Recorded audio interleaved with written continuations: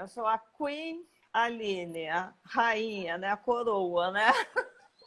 Um dinossauro não. Coroa, Adoro, Queen, adoro. Queen. Não, e agora assim, tipo, tô adorando esse momento, né? Ela super agente a vida toda e agora ela tem outro nome. Ela responde por Constância Grain quando ela faz as Constância obras dela. Grey, que Tipo, seria... não podia ser, não podia ser mais metida. Pensa numa pessoa que não tem problema de estima, cara. Tu já devia ter sido artista desde o início da tua jornada, né? Isso já estava lá Mas eu era, né? guardadinho. Tava só Eu era, esperando. né? Mas não pude seguir, né? Sempre Quer foi, né, saber? ali, na verdade. É, Eu quero. sempre fui, né? Na verdade, Primeiro que... isso é muito lá atrás. Conta aí. muito atrás, enfim. Bem, primeiro que Constância seria meu nome de batismo. Eu seria Constância Hum, Grem. Mas na hora que meu pai foi lá escrever o meu nome, ele achou Constância o nome de velha. Ele botou Aline. Eu odeio a Aline, sério, eu adoro Constância, mas enfim, a Aline Grey virou uma marca, né? Uma marca de agente. E eu não de poderia agente. usar a marca de uma manager nas artes, não é? Na realidade, uma historinha, enfim, minha mãe morreu já, né? Faz uns 3, 4 anos. E eu pintava como Aline Grey, porque eu pinto desde os 6 anos de idade, 6, e já tive 1000 telas, 1000. Meu irmão tem uma coleção dos meus quadros achando que vai ficar rico um dia, coitado, né? De criança, né? Porque aí um dia de nada acontecia. Aline Grey, eu mandava coisas para concurso, para galeria, para não sei quem, nada. Aí um dia eu estava atravessando a cozinha e o osso, juro por Deus. Claro que pode ter sido inconsciente, né? A Aline usa Constância, que minha mãe também era metida, né? Então eu só uso assim, use Constância Grey, você vai ver que tudo vai mudar. Aí comecei a Que assinar lindo, Constância Grey. 3 dias depois eu que recebo o lindo. meu primeiro convite para uma exposição individual aqui no Rio. Aí eu fiquei, ui! Aí comecei a usar a Constância Grey, entendeu? Então a Constância é a Aline pintora e a Aline é a Aline manager. E eu sou as duas pessoas, né? Uma esquizofrenia total. E aí é isso, né? Não, mas olha só, na verdade, foram 30 anos totalmente dedicados ao agenciamento. A gente ainda, quando se Isso. conheceu, ainda era ópera, né? Ainda era um escritório É. maior, ainda tem outra história antes da ópera na tua vida. Mas como é que foi esse primeiro ponto de virada? Em que momento que você falou assim, não, essa coisa de ser artista não é para mim, vai ficar ali no cantinho, eu vou pro agenciamento? Quando que você teve Falta esse de clique, dinheiro. assim? Falta Falta de de dinheiro. dinheiro, né, amor? Por Necessidade. quê? Eu venho de uma família, claro, uma família burguesa, blá, blá, blá, mas eu saí muito cedo de casa, fui estudar em São Paulo, porque minha família é daqui de Caraí, Niterói. Eu fui com uns 14 anos para São Paulo, estudei em São Paulo e fui bailarina clássica. Tinha, assim, minha companhia, a gente dançava e ganhava dinheiro com isso, e dava aula, aquela coisa, né, de artista que você sabe como é bem. Aí eu morava numa república, né, aquela coisa que dormia com várias meninas no mesmo quarto, mas imagina eu dividindo, né, eu era o terror da república. As meninas me odiavam, porque, enfim, né? Eu não sabia lavar roupa, eu não sabia fazer comida, sabe esse tipo de coisa? Eu não sabia nada, enfim. Aí eu fui aprendendo tal, e aí falei, não, eu não quero ser isso, eu não quero morar em república, não mesmo. E aí, uma amiga Carminha, que você deve conhecer, lá, né? Uma amiga Como irmã. não? Então, e a nossa Então, viagem para Nova York? Não, aquela é Carmelita, que a outra me Ah, gorda. Carmelita, é Carminha. Não, então não. Carmelita, Tá, é. a Carminha eu acho que Aí não. ela diz que, enfim, a Galharufas, na época, que era da Nícia Garcia e da Maiara Sim. Castro, que tinha a Cissa Garcia também, que hoje elas são sócias e tal, eu fui fazer uma entrevista com a Nícia. E aí eu falei, e a Nícia toda poderosa, né, atrás de uma mesa de mármore, eu falei, é isso que eu quero. Aí comecei, larguei o balé, larguei tudo, tal. Eu já tinha feito uma faculdade de economia, não tive dinheiro para pagar, tive de fechar. Enfim, eu fui mais ou menos expulsa da faculdade porque eu sou de esquerda, era muito de esquerda da época, hoje eu já não sou tão radical assim de esquerda, eu sou uma esquerdinha, né, digamos. E fui mais ou menos expulsa da faculdade, fui para a PUC fazer história, e aí eu tinha que ter dinheiro para pagar isso, né? Aí comecei a trabalhar lá na Galharufas e tomei gosto. Até os 6 primeiros meses eu era meio revoltada, assim, eu não quero isso, tal. E aí eu tive uma alergia muito forte a tinta óleo, porque na época não tinha tinta acrílica. Aí fui parar no hospital, eu tenho asma, bronquite, sabe, todas as ites, né? E aí eu não pude continuar a pintar e fui indo até que eu abri a ópera, que realmente foi uma grande agência de atores, com mais de 3.000 atores, num prédio na Oscar Freire de 3, 4 andares. Depois daquele lugarzinho lá que você conheceu na Rua Piauí, lembra, na Higienópolis?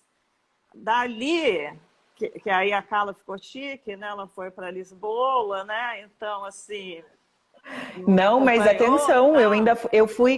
eu fui atrás de você. Você Você ainda morou na era, minha que era um escritor. casa.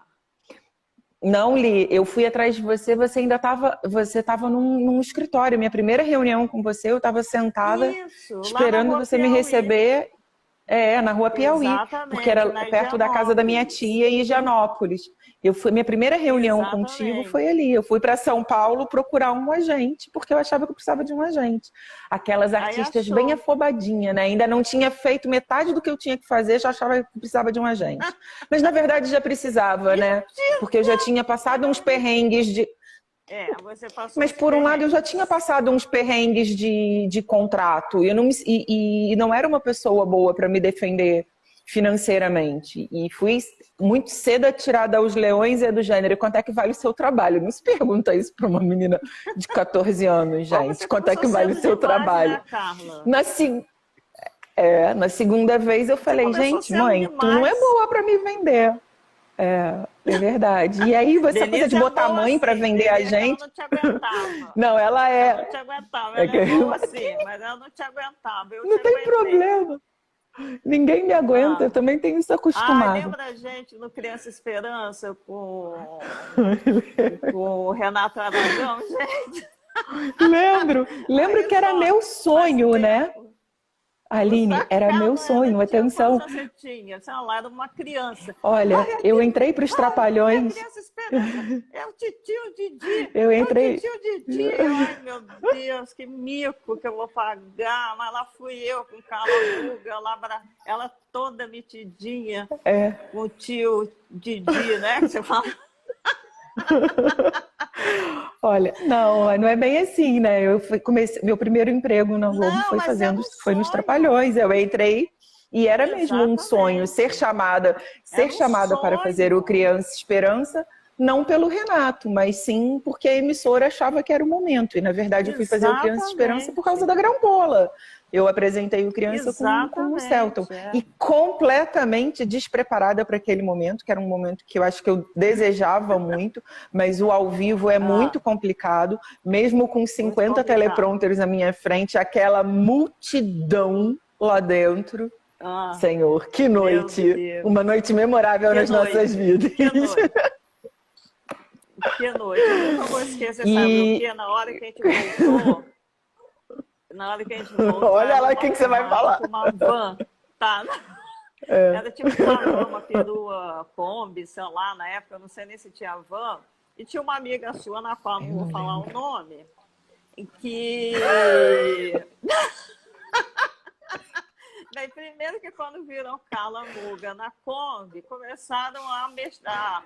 Os fãs começaram a empurrar, e a gente ia para lá e para cá. E eu disse, socorro, eu vou morrer hoje, né? Que eu vou morrer, né? Porque os fãs queriam pegar a grampola, né? E tá lá. É verdade. Aí voltamos, a amiga da Carla, eu estou numa dieta. Eu, como você faz? Aí eu ponho adoçante até na fruta. Aí eu faço isso até hoje. Eu nunca tinha ouvido falar nisso, botar adoçante na fruta. Então, toda fruta que eu como, eu pingo lá, sabe, na feira, lá em São Paulo. Você lembra dela? Isso. Aí depois que eu descobri, eu lembro dela, porque eles oferecem melancia, tá docinha, só que eles enchem de adoçante. De eu adoçante. Não sabia. E eu lembro dela até hoje, gente. Ela salvou a minha vida, porque a fruta fica docinha, maravilhosa. E eu fico de dieta. Li, só para complementar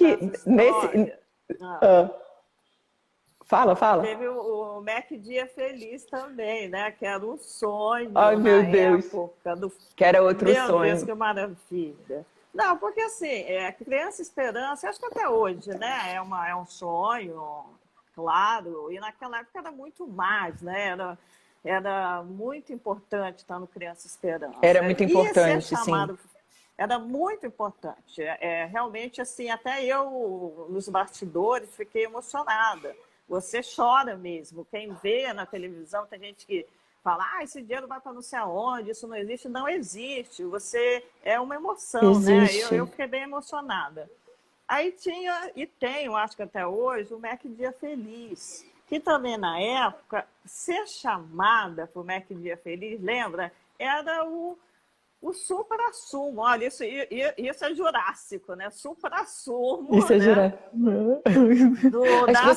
As pessoas que estão aqui assistindo, quem está aqui assistindo não sabe o que é um supra-sumo, tá bom? Era uma balinha, um drops que a gente comia naquela época, enfim. E era a última Coca-Cola do deserto. A última Coca-Cola. Então, cara, quando eu e a Carlinha, a gente soube que a gente ia pro Mac Dia Feliz, gente, a gente parecia dois idiotas de felizes ali. E toda a imprensa, né? Era uma coisa tão bacana. Então, são essas coisas, né, que, enfim, me lembrei aí de você, né? Entre Nova York, né? Você a Carla é tão ansiosa que ela ligou para alguém dentro do avião. Eu não vou contar essa história, hein? Não vou contar. A gente não é um voo internacional. Ela, eu preciso falar com alguém. Aí tinha telefone, porque a gente não tinha celular, né? E nem poderia hoje, mas o avião tinha telefone, lembra? Aí você foi lá, pi, não sei o que. Foi uma viragem. Foi uma viagem muito tensa, né? Um dos nossos companheiros de viagem tinha decidido parar de fumar uma semana antes de entrar no avião. Não sei se você lembra disso. Lembro. Ele entrou em viagem pânico. Muito tensa. Ele entrou em pânico. Pânico. Agora, Li... Precisava fumar. Eu super de boa, o que você faz? Hã? Quando a gente foi para Bariloche, a gente... Lembro. Com pó na cabeça, um frio no cão, né? E a Carla querendo comprar tudo. Eu quero...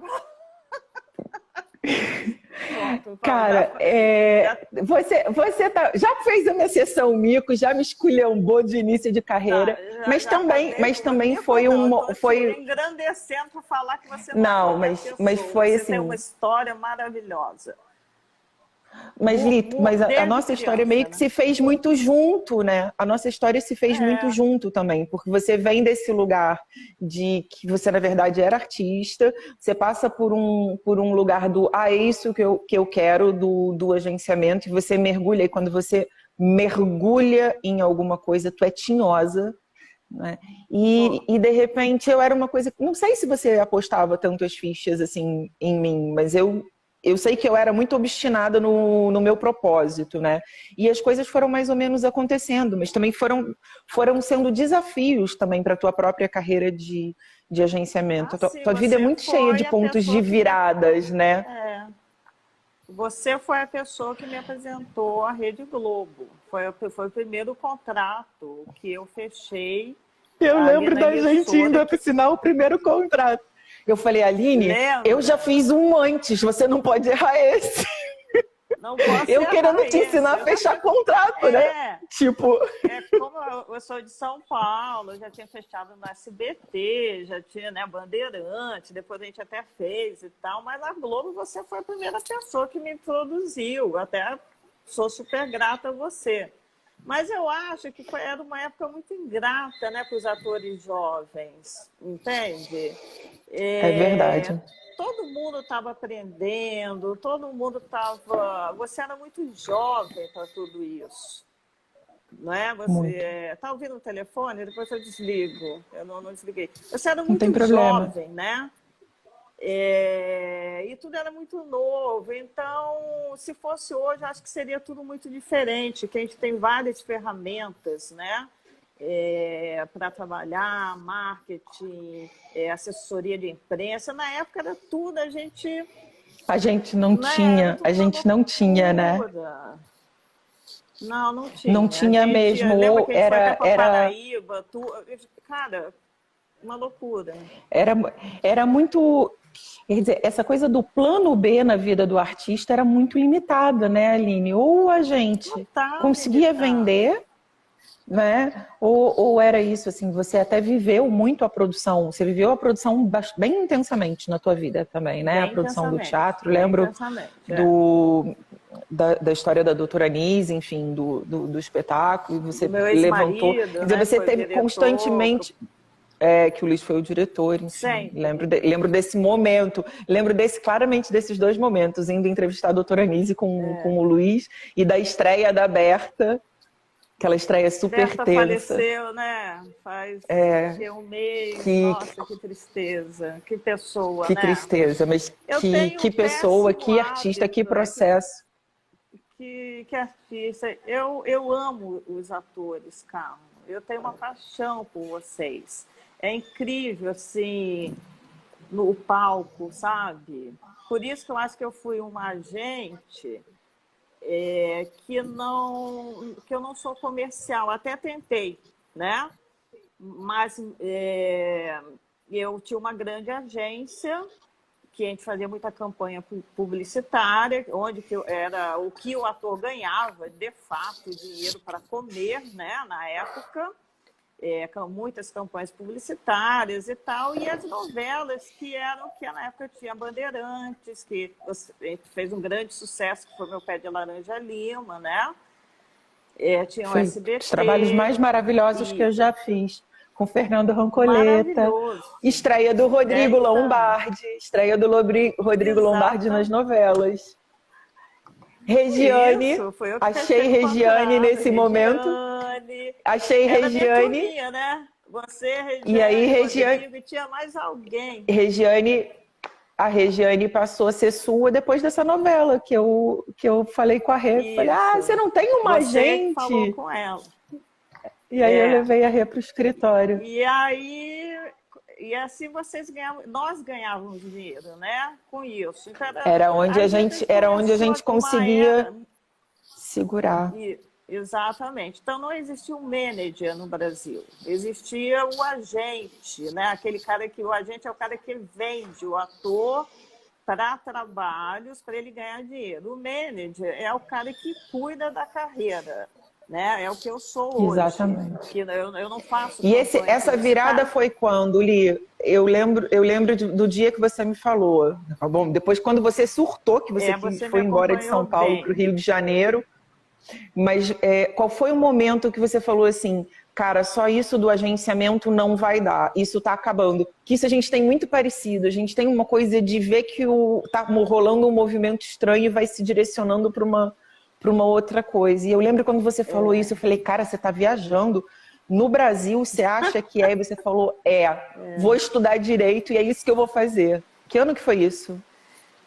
Olha, eu tenho uma 2000? sorte, uma boa sorte de ter como que é um sexto sentido para o futuro comercial. Essa é a minha grande moeda que eu carrego. Quando eu vi uma agência, aquela depois que foi para Oscar Freire, 3 andares, que eu vi trilhões de funcionários, aquilo tudo, um movimento super publicitário, eu disse, não, não é isso que eu quero. É uma loucura. Uma que eu trabalhava, uma que assim, eu vendia tudo, eu não vendia arte, né? Eu vendia o, né, sabão em pó, né? Que nada contra, eu tenho zero contra a publicidade, ok? Nenhuma que eu falei, ai, a Aline não gosta. Não, eu adoro fazer publicidade, até que né, é uma super grana boa para todo mundo e uma visibilidade também para o ator, claro.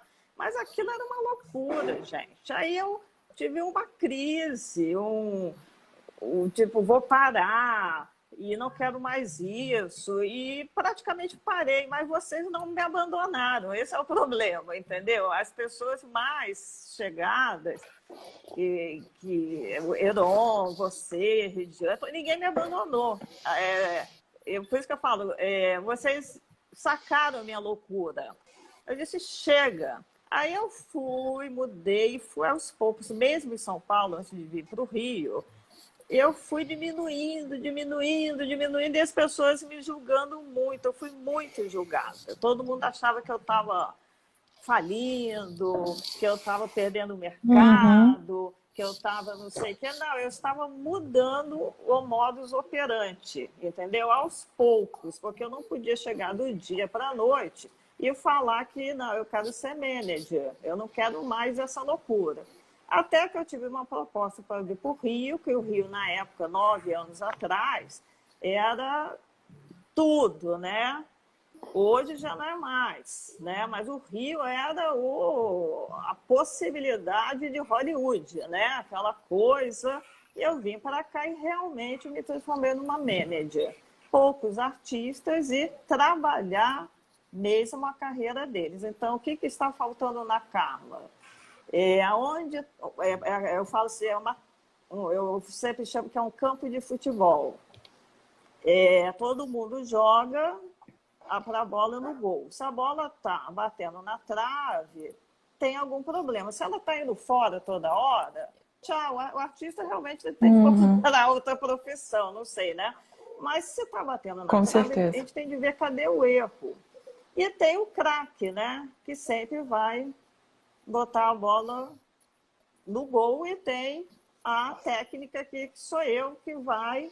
Só que, infelizmente, o técnico, tanto no futebol como no vôlei, quanto aqui, não ganha prêmio nenhum, né? Você já viu na Copa? Todo mundo ganha prêmio, colarzinho, e o técnico fica lá, né? Então a gente é uma pessoa transparente, né? Ele é invisível, né? Eu falo assim, que quando... É um pouquinho como o coach. O coach também tem que ser uma pessoa transparente. Quem vai marcar o gol é o artista. Então, mas sabe que eu fui fazer uma terapia uma vez em relação a isso, sabe o que a psicóloga falou? Eu adorei. Que ela também faz parte desse sucesso, né? Só que ela disse, Aline, eles me pagam, eles te pagam e eles te pagam também.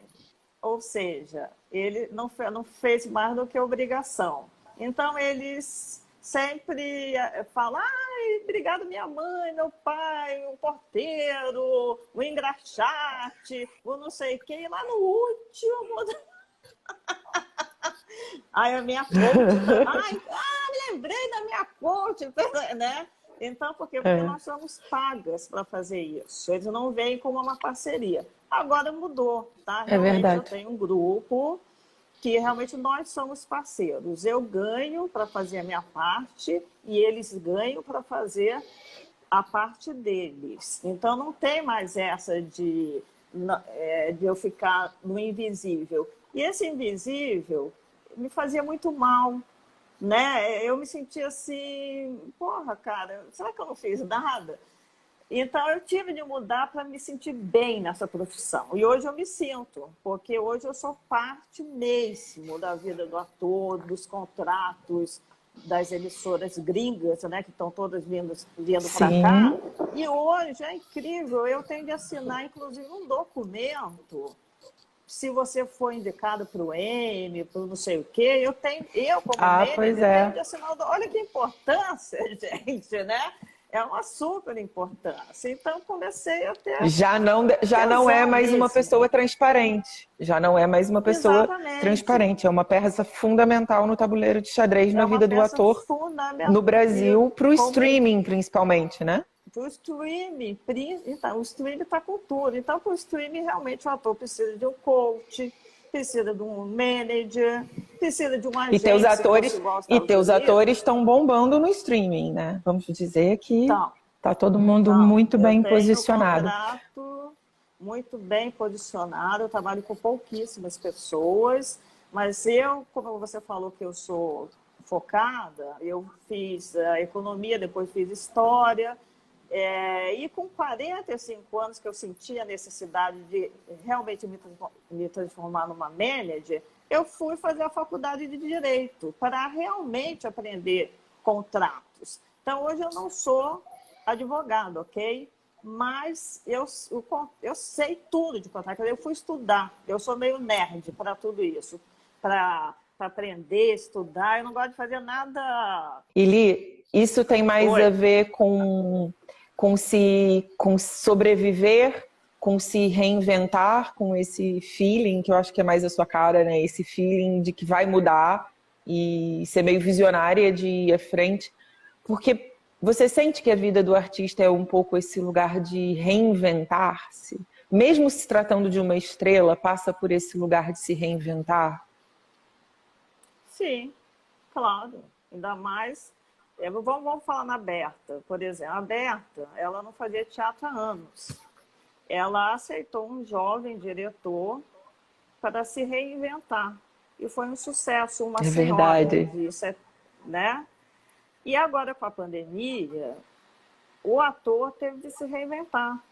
Infelizmente, nós temos atores passando fome. Isso, para mim, é uma tristeza. Realmente é uma tristeza. Mas o ator entendeu que ele pode escrever, que ele pode se filmar, que ele pode fazer teatro online. Quer dizer, não adianta ficar chorando, né?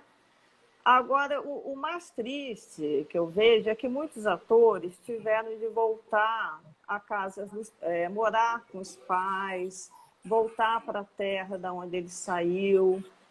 E isso é uma derrota. A autoestima dele vai lá para baixo. É como se o cara acabou de fazer uma novela, um streaming. Imagina voltar lá para Piraporinha, sabe? Não estou falando mal de Piraporinha, mas para a casa dos pais é uma derrota. Aí é uma depressão. E o manager, o coach, você sabe que a gente acaba sendo um terapeuta também, né? Um psicólogo para eles. Ouvir... É muito triste, né? Mas eu estou feliz porque muita gente me surpreendeu. Muita artista me surpreendeu. Inclusive eu, né? Eu não parei. Inclusive você. Adoro. Você não parou nessa pandemia. Você produziu texto, você produziu telas adoidado. Temos exposição em breve em Lisboa. Você escreveu 3 espetáculos que estão muito legais. Temos Coletivo 284 em breve, né? É Coletivo 284 o lugar da exposição.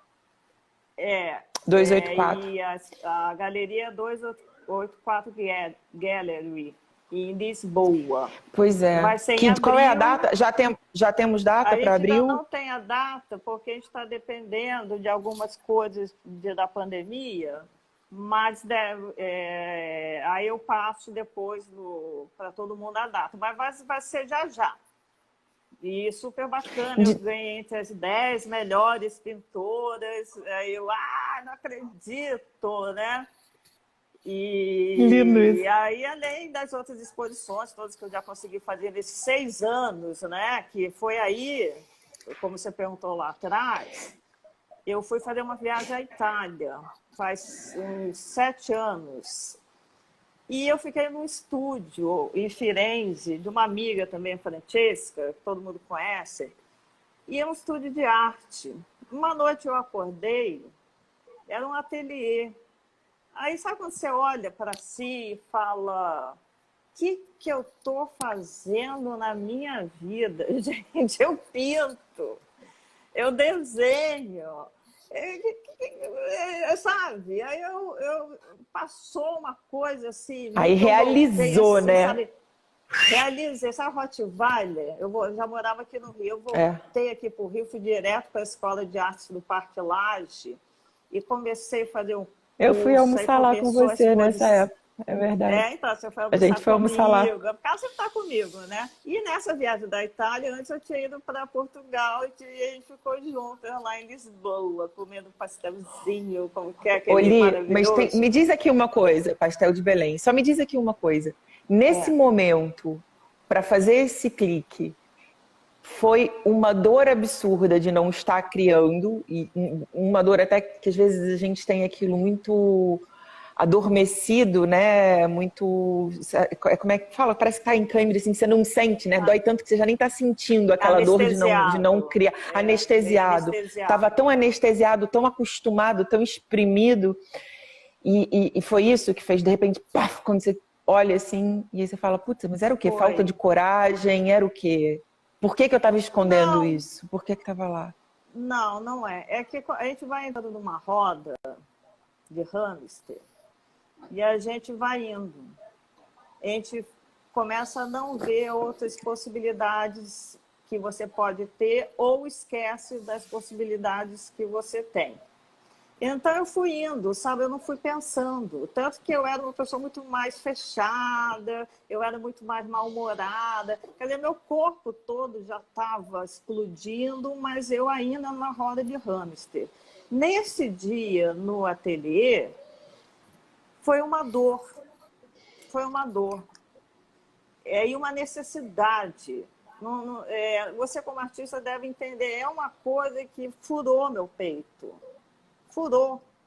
E eu falei, cara, eu fiz tudo errado. Eu fiz tudo errado, só que não dá para voltar. E eu não sou uma pessoa vitimista, sabe? Eu fiz tudo. Não. Vamos pegar essa experiência toda que eu tive esses anos, de sair de casa, morar sozinha e ter de trabalhar em outra coisa, e papapá, e vamos botar na arte? Vamos transformar em arte? Então é o que eu fiz, eu não chorei esse tempo. Eu acho que foi um momento certo de maturidade. Mas claro, a gente também vive uma cultura, Aline, a gente também vive uma cultura que parece que uma pessoa não pode ser boa em várias coisas, e principalmente o artista, né? Quer dizer, de repente você podia ter sido artista esse tempo todo se você não tivesse desenvolvido, sabe lá por quê essa alergia à tinta, que parte da gente bloqueia isso. Né? Eu acho que às vezes é o corpo reagindo a alguma crença da gente, mas parece que você não pode ser bom em várias coisas e você podia ser esse talento todo na parte administrativa, no cérebro de empreender na carreira do artista e continuar a sua carreira como artista. Why not? Não é?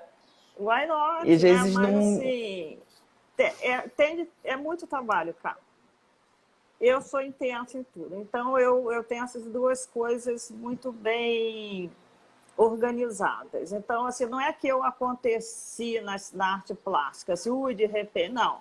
Eu trabalhei, contratei uma pessoa para fazer toda a administração para mim, todo o marketing, ir atrás de tudo. Aí contratei uma outra pessoa que é minha secretária, da minha parte de agente. Então, eu formei toda uma equipe e fui focando no que eu queria. Nada acontece à toa, tudo tem trabalho atrás. Então, hoje eu consigo trabalhar menos, cuidar mais de mim, da minha cabeça, do meu emocional, tudo, e fazendo duas coisas intensas, porque são duas coisas que me dão prazer e que eu sei fazer. É uma coisa esquizofrênica, ok? Mas é possível, não só 2, 3, 4 possibilidades, que aqui no Brasil também tem muito preconceito, né? Eu acho que também é um preconceito do brasileiro, do você é médico, não pode ser engenheiro, né? Você é cantor, não pode ser ator, né? Você é Principalmente coach, que não pode ser atriz. artista tem um estigma, artista não pode ser organizado, artista não é empreendedor, artista não sabe se vender, precisa do agente, artista não sabe fazer o próprio marketing. Eu acho muito difícil hoje um artista, né? Principalmente se todos os agentes começarem a ter esse insight que você teve, que não dá para entregar tanta qualidade tendo tanta gente, que de repente a vida flui melhor se você trabalhar com poucas pessoas e que você vai entregar alguma coisa mais valiosa. Se a galera começar a abrir a pestana para isso, vai ficar realmente cada vez mais difícil o artista encontrar o seu agente, encontrar a sua pessoa. A gente sabe, né? A gente demora uma vida às vezes para encontrar essa parceria. E é uma parceria que você tem que cuidar para a vida. O que você diz para esses artistas que estão chegando, Aline, ficam nesse limbo, nessa ansiedade, né? Porque se coloca muita expectativa em ter um agente como a solução da própria carreira. É assim que você enxerga? Quem está começando? Para que você diz para essa turma? Não, eu enxergo assim. Em São Paulo tem muitas agências, que aí sim são agências que vendem, né? Uhum. Inclusive para o streaming, né, para a novela e tal. Ele tem de entrar nesse grupão, não adianta, porque aqui no Brasil não adianta você ter um agente e não ter trabalho, não é um agente para lançar. É complicado, porque uma que o ator não te paga. Para você lançar alguém, é um dinheiro, você tem de ter uma equipe para lançar essa pessoa, é muita coisa. E não tem essa cultura aqui no Brasil. Então, o ator que saiu da escola, primeiro que ele sai da escola sem saber o que é o mercado. Uma coisa que eu acho muito falho. Eu acho, não sei, posso estar equivocada, mas na escola deveria sem ter saber o quê? aula de... Na escola deveria ter uma matéria, não sei se tem, talvez já tenha, de como entrar no mercado também. Porque não adianta formar um artista e não... Ninguém se compromete, as escolas não estavam se comprometendo com esse módulo formativo como parte do currículo, estratégia de posicionamento de carreira. Eles ficam ali num limbo que convidam pessoas para falar sobre o mercado só para acalmar o coraçãozinho do formando. Já fui a várias escolas participar desse momento. Não, eu também, mas eu acho que isso devia ser... Exatamente. Isso devia ser parte do meu currículo. Porque eu não posso ter um curso à venda que não posiciona o cara no mercado de trabalho, né? Porque assim, eu vou ficar vendendo formação para uma profissão que não se sustenta, que não se vende, que o cara não consegue. O que ele faz com esse currículo? O que ele faz com esse canudo, né? Literalmente. Aí você vê um monte de gente saindo da escola de teatro. A gente está falando de arte, pode ser que isso aconteça com arquiteto, médico, sei lá. A gente está falando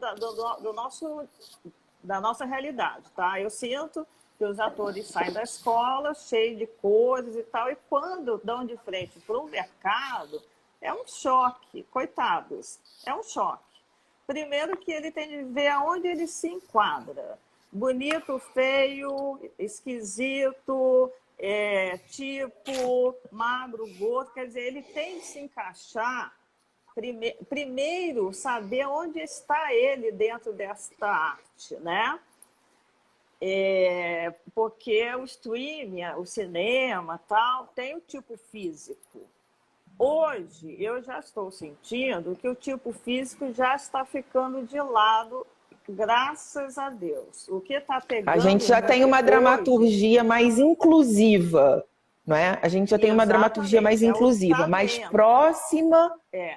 próxima da realidade, que narra histórias um pouco mais reais, mas durante muito tempo, sim, nós éramos estigmatizados pelo nosso biotipo. Então, você vai morrer fazendo a gostosa, o outro vai morrer fazendo o bandido galã, e por aí fora, o outro galã. O porteiro do prédio, né? Mas tudo mudou, tudo mudou. Hoje... o galã e a gostosa já não são tão mais interessantes, porque ficou uma vida real ali, né, no streaming. É muito bacana isso. Então, independente se a pessoa é feia, gorda, bonita, alta, magra, ela tem de ter talento e personalidade. Ela tem de realmente entender a personagem, ler o roteiro, se transformar como se fosse um projeto dela mesma. Esta pessoa vai entrar muito bem no mercado, entende? E ela entender que teatro não é imitar Silvio Santos ou ter um olho azul, que a arte não é isso. A arte É verdade. é muito maior. Então, quando você abre a boca, o diretor, ou a diretora, autor, a autora, quando vê aquela arte saindo, aquela expressão, eles vão fechar. O personagem pode ter até 10 anos a mais que a pessoa, mas a pessoa é tão extraordinária que ela vai pegar. E aí que começa a chegar o momento do manager, porque ele começa a precisar de um manager para realmente orientar o próximo trabalho. Porque não adianta fazer o puta trabalho e depois fazer uma figuração, né, no próximo trabalho, porque precisa de dinheiro. Aí acabou a carreira, né? E também tem os contratos. O que você procura, Aline? Assim, o que é determinante para você, nesse momento que tem aí já o teu número de atores, de apostas, o que é aquela coisa que você fala assim, não, eu quero esse cara comigo, eu tenho 5, mas eu vou ficar com 6, porque essa pessoa... o que dá esse trimelique, assim, que você fala, eu preciso dele? Fala. Eu tenho que ter um tesão por ele, ou por ela. Um tesão, é meu gato, tá? É um tesão que eu falo assim, sabe aquela energia da arte? Quando eu vejo um ator, um talento, e que também tenha vocação, tá? Porque ele lá, se achando o máximo, não vai fazer nada. Mas o artista, ele tem um brilho que só com a experiência de anos de trabalho você enxerga esse brilho. Quando esse brilho bate no meu coração, aí eu quero esse ator para mim.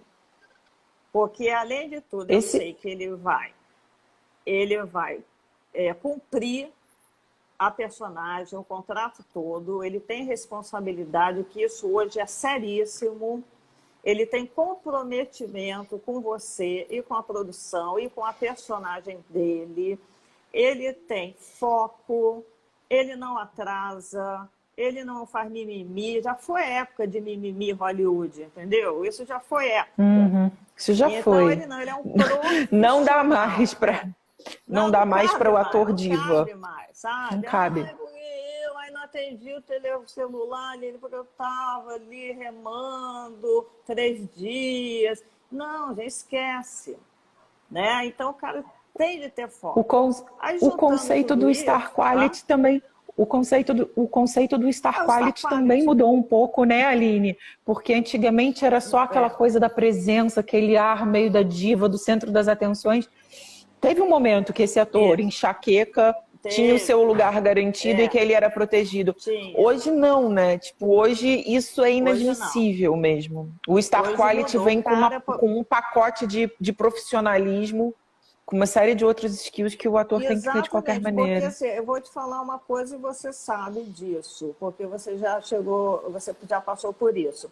Um protagonista de qualquer trabalho das artes, enfim, arte visual, tal, o streaming, tal, do audiovisual. É um pedreiro, é do audiovisual, é um pedreiro, é um peão.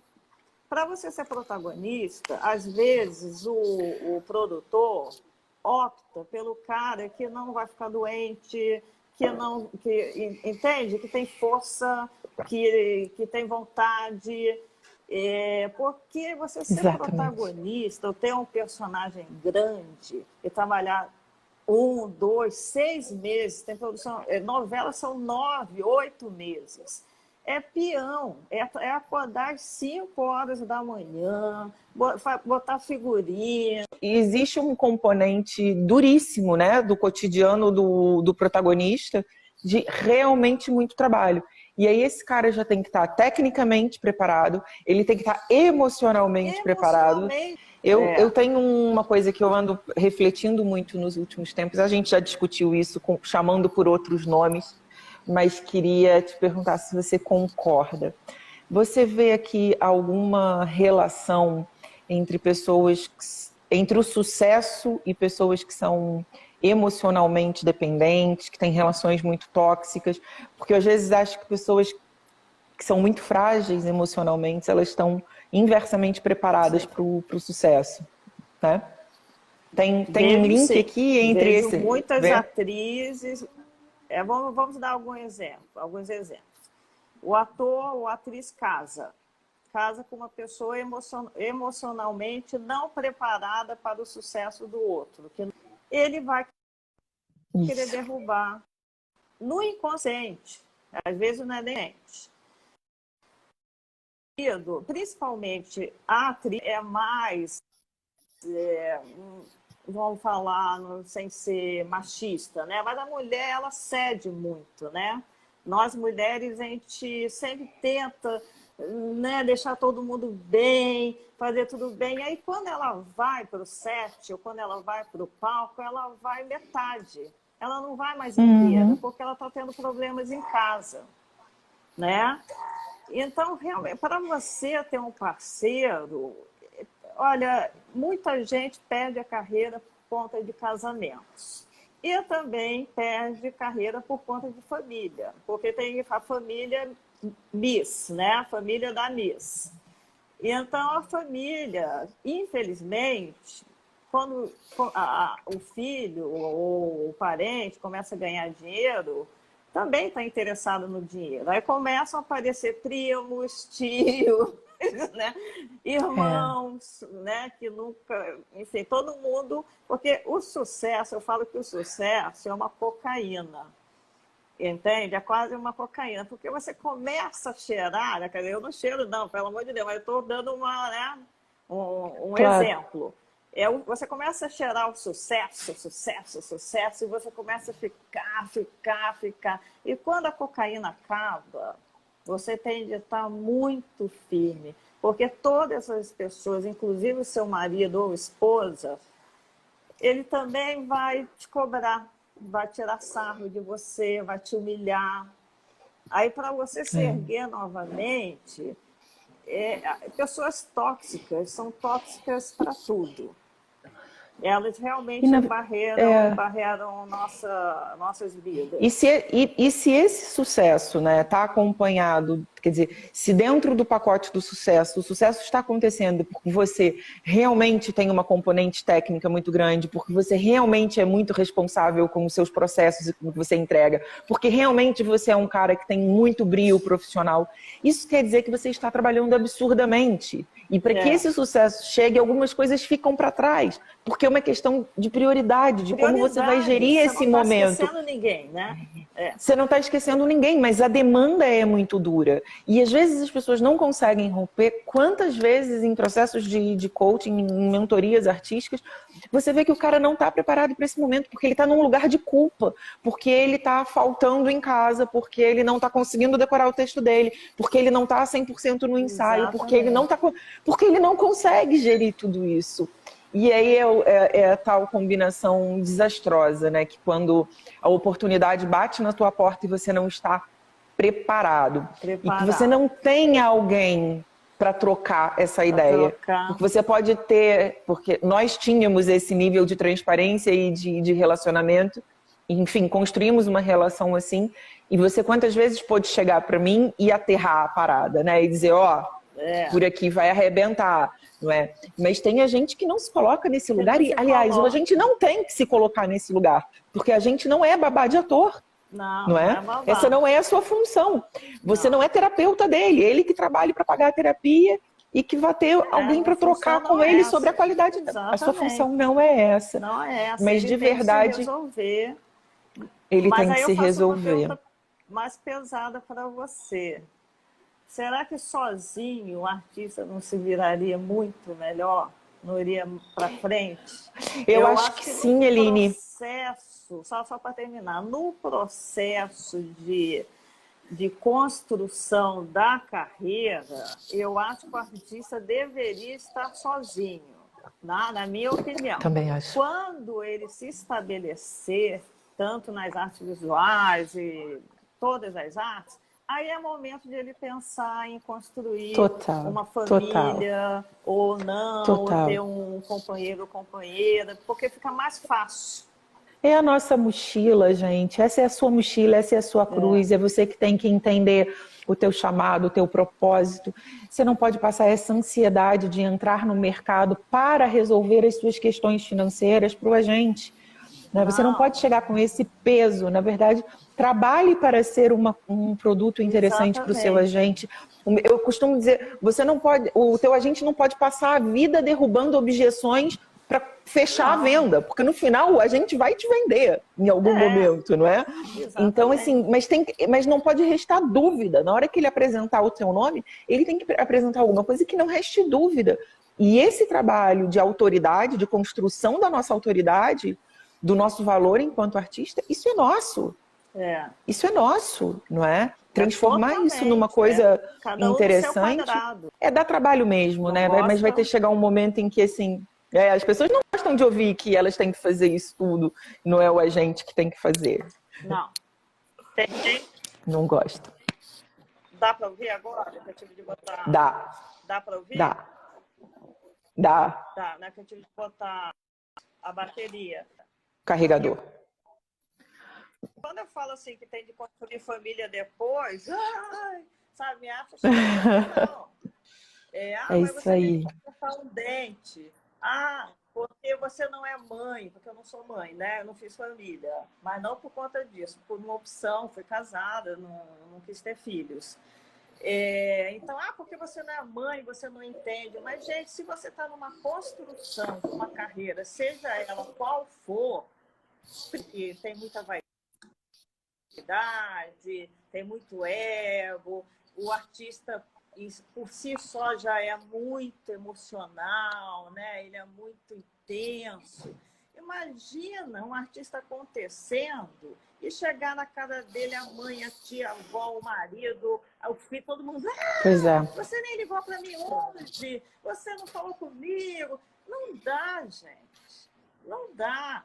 Ui, quantas eu já acompanhei assim, que estão protagonizando uma novela, que não sei o que, saíram das suas cidades, saíram da terra, tiveram que morar na capital, e aí não dá tempo, às vezes, de falar com a mãe. As pessoas não acreditam, porque acham que artista não trabalha, né?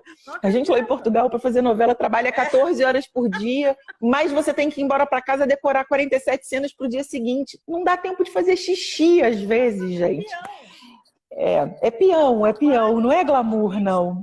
É peão. Eu posso falar das três frentes. O do artista, como você, do ator, que eu vejo diariamente, é peão. O trabalho do manager é peão, porque quando a gente recebe, hoje tudo é bicolunado. O que é isso, o contrato bicolunado? É um contrato em inglês e em português, né? Você tem... eu já fiquei 3 meses fechando o contrato, só para você sentir a dificuldade. O contrato é de páginas e páginas e páginas, e fora a negociação. E as artes plásticas, que também é a minha profissão, a constância, né? Toda vez que eu termino uma obra, eu quero desistir.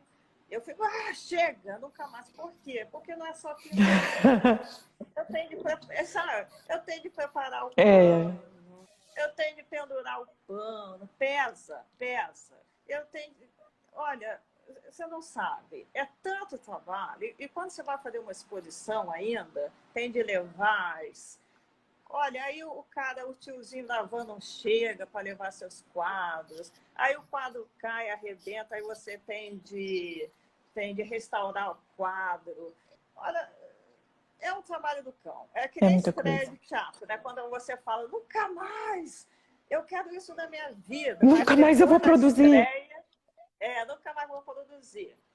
Ou ensaiar, né? Ou acaba uma novela exausta, ou uma série, um stream exausto e fala, chega. Mas aí quando você vê o resultado, aí volta, né? Aí você quer passar por tudo isso de novo.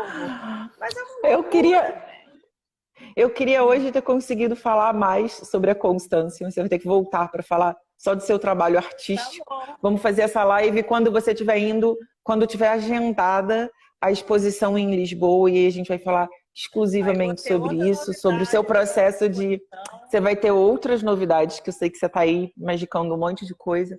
Mas, Aline, eu acho que hoje a gente deixou aqui claro para quem está chegando no mercado de trabalho, se não estava, porque uma coisa é me ouvir falar e parecer que eu nunca falo como se isso fosse uma verdade absoluta. Infelizmente, não dá para a gente falar mais, porque daqui a um pouco o Instagram vai cortar a nossa live. Tá. Mas eu tenho chamado muita atenção do artista sobre isso. Se preocupe em se tornar realmente um artista interessante antes de encontrar o seu agente. E que depois faça tudo que você, esgote todas as possibilidades que você pode esgotar sozinho, para depois você se tornar uma pessoa, para você não se tornar uma pessoa ansiosa, não é? E não tornar essa parceria uma coisa desgastante, porque quando a gente está nesse lugar de tanta expectativa, é doentio, e a tua relação com o teu agente precisa ser uma coisa de confiança e que flui. E há muita coisa para fazer antes de você encontrar o agente da tua vida, o cara que vai sentar contigo para assinar os contratos, né? Principalmente se a gente vai falando de mercado brasileiro. Na Europa é um pouquinho diferente, a questão do chegar no mercado sem um agente, principalmente para o ator, não é tão simples. A gente não tem as plataformas que a gente tem aqui, de elenco. Eles ficam um pouco mais engessados, mas as novas tecnologias e as redes... Estamos começando a fazer um movimento e vamos trabalhar nessa mentalidade. Por que não? Por que Portugal ainda não tem, né, um elenco digital, uma plataforma bacana? Democratizar um pouquinho esse lugar.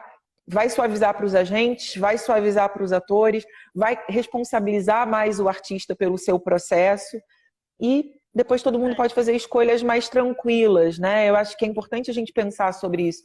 Por que a gente ainda não está vivendo essa realidade lá? A Espanha já está vivendo, por que Portugal ainda não tem uma plataforma bombástica para o ator se lançar? Tá bom? Então tá, Ali. Te amo. Obrigada por você ser essa pessoa sempre na minha vida. E tamo junta. Essa constância linda. Constância, meu Deus, esquizofrênica. Mas deixa eu só falar a última coisa. Carla, você é a filha que eu não tive, tá? Denise me mata, mas ela já falou que divide você comigo, tá bom? Beijo, meu amor. Uma amiga. Beijo, tchau. Fica bem, te amo. Tchau, Li. Beijinho. Também.